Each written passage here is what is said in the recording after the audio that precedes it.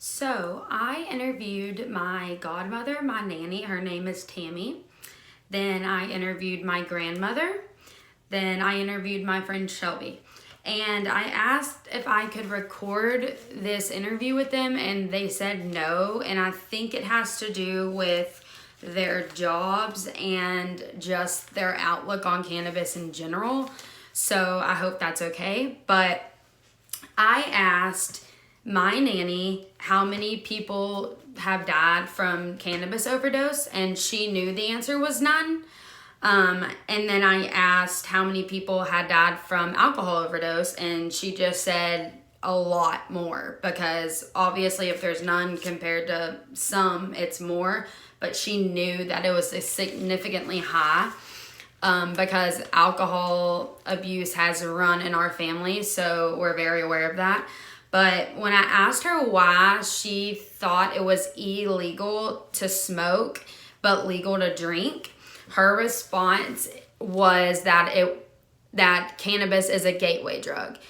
And I was able to inform her and educate her on all of those myths, but she's very stern in her belief about that.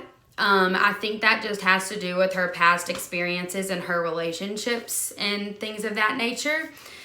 I think she thinks it depends on the person, not so much the actual plant, if it becomes a gateway drug for herself. But if it's anyone but herself, she just knocks it off and doesn't think that it's acceptable and shouldn't be legal.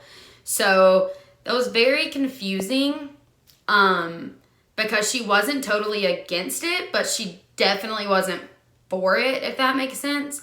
But then my grandmother, I asked her the same 3 questions, and she said she honestly doesn't know if there was any overdose for cannabis, and I informed her that there wasn't, and she knew that there had been many overdoses for alcohol, because like I said, it runs in our family. We're very aware of it.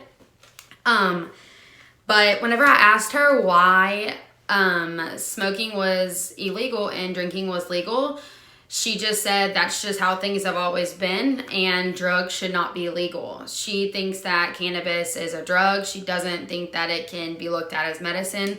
She doesn't think that any type of drug should be legal. So yeah.